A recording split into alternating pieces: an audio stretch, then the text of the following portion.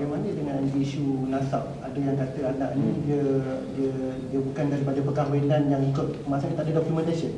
Dia bin Abdullah. Lepas tu kan baru-baru ni PCIGP baru mengatakan bila ditangkap, bila minta ibu bapa datang, tak ada langsung ibu bapa yang datang. So kenapa bila jadi mencuri tiba pula tuntut nak salahkan kerajaan pula, tapi sebelum ni dah minta, KPN dah minta nak datang tapi tak datang. Baik. Kenapa boleh tak datang kalau betul sayang anak saya? Okey. Bagi CISBH, bila tangkapan berlaku, majoriti ibu bapa itu berada dalam tahanan. Itu mesti diketahui, difahami. Majoriti ibu bapa berada dalam tahanan. Contohnya seorang pegawai keuangan CISBH bernama Kushairi. Kushairi ini, ibu saudara mengesan di manakah seorang anak beliau yang turut ditahan. Tetapi mendapat jawapan yang sangat sukar oleh kerana kerenah birokrasi. Di sini kita simpati dengan JKM. Mereka, dengan bahasa mudah kita kata, mereka pun jam. Dekat mana, pusat mana, publik datang pun mereka tidak dapat memberikan maklumat itu. Pergi ke balai, balai kata pergi JKM. Pergi JKM, JKM kata, oh, kita ada perintah mahkamah. Bagaimana mereka boleh memperolehi perintah mahkamah? Apabila semua orang ini ditangkap dan dibawa untuk perlindungan, mestilah JKM menjadi pihak yang memohon perintah untuk memberi perlindungan. Dengan itu perintah diberikan kepada JKM. Dengan perintah itu maka orang-orang yang ibu bapa mereka kebanyakannya masih dalam tahanan. Itu satu hal. Dan hal yang kedua, mengenai isu telah pun dihubungi ibu bapa, saya rasa telah pun dijawab dalam sidang media semalam oleh 91 keluarga yang terlibat. Berkaitan dengan nasab ini, biarlah disiasat oleh Jabatan Agama Negeri ataupun JAKIM. Siasatlah. Kalau benar berlaku begitu, tangani mengikut hukum yang ada. Hukum ada. Perkara ini belum lagi ini perkara yang baru dilemparkan. Benar ataupun tidak, masih di dalam penyiasatan.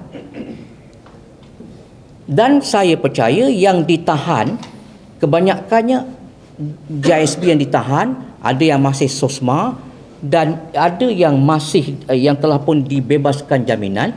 Belum lagi ditemu duga ini anak siapa, telah buat DNA ataupun belum, perkahwinannya bagaimana, akad nikahnya bagaimana. Mereka belum ditanya. Apa yang berlaku sekarang semuanya ada di media sosial. Semua ada di media sosial. Tanpa mereka yang terlibat itu disiasat dengan teliti. Saya ingin beritahu satu lagi ya. Salah satu sebab kenapa ibu bapa ataupun sesiapa tak boleh datang ke pihak polis kerana kebanyakan yang dikatakan dah serah diri, tak pergi jumpa dengan polis tapi ditangkap. Jadi ini termasuk dengan ibu bapa kepada kanak-kanak tersebut. Sebab apakah jaminan bahawa jika mereka pergi ke balai polis nak tuntut anak dan sebagainya, tiada tangkapan dibuat. Jadi itu menyebabkan ada sedikit kekeliruan dan tidak boleh disalahkan pada ibu bapa semata-mata ataupun penjaga ataupun waris, kerana mereka takut mengambil risiko mereka pula akan ditangkap oleh pihak polis. Maksudnya memang sebelum KPN cakap tak datang tu kira tak betul. Memang ada datang cuma takut ditangkap ataupun tak, sebab ada banyak spekulasi. Yang betul ni macam mana? Sebab apa? Ada yang datang tapi kita tangkap. Jadi dah ada fobia di kalangan mereka ni, takut mereka ditangkap, apa akan jadi pada keluarga mereka dan sebagainya. Dan ada situasi di mana suami dan isteri ditangkap. Apa akan berlaku kepada keluarga mereka? Jadi tak boleh salahkan kepada ibu bapa atau waris-waris. Ya, benda ini sepatutnya ditangani dengan secara lebih telus, lebih memahami seperti mana yang Datuk Rosli cakap tadi, dengan ihsan. Itu saja. Right, ada dakwaan anak-anak ni dah ditinggalkan daripada kecil, maksudnya dah bertahun-tahun ditinggalkan di jagaan. Jadi bukan sepatutnya wajar untuk pihak polis menahan ibu bapa ni untuk menyiasat perkara atau dakwaan terbabit yang anak-anak ni dibiarkan bertahun-tahun. Tak, dia macam ni, pihak polis ada kuasa, kalau dia nak tangkap contohnya, dia mesti ada satu kesalahan. Dan saya percaya, dia kalau ada pun, saya rasa mungkin ada kesalahan di bawah atas kanak-kanak. Ya, sebagai contohnya di bawah Seksyen 31, pengabaian dan sebagainya. Walau bagaimanapun, sebelum pihak polis melaksanakan kuasa atau budi bicara mereka, dalam situasi yang melibatkan GISBH ni bukan macam kes seperti biasa. Sebab ini seperti yang mana Datuk Rosli cakap, tangkapan secara pukal ni. Ya, saya rasa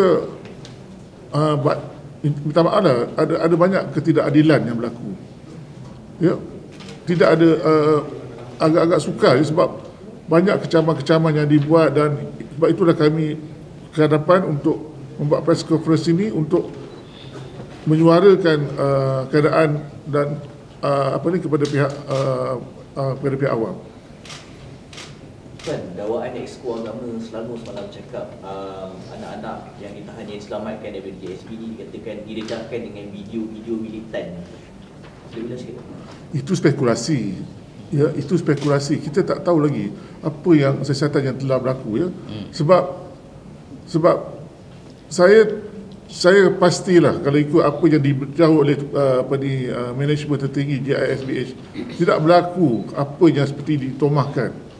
Ya, tidak ada sebab apa ni. Sebab kumpulan GISBH ni dia essentially dia ingin membuat perniagaan dan secara pada yang sama berdakwah.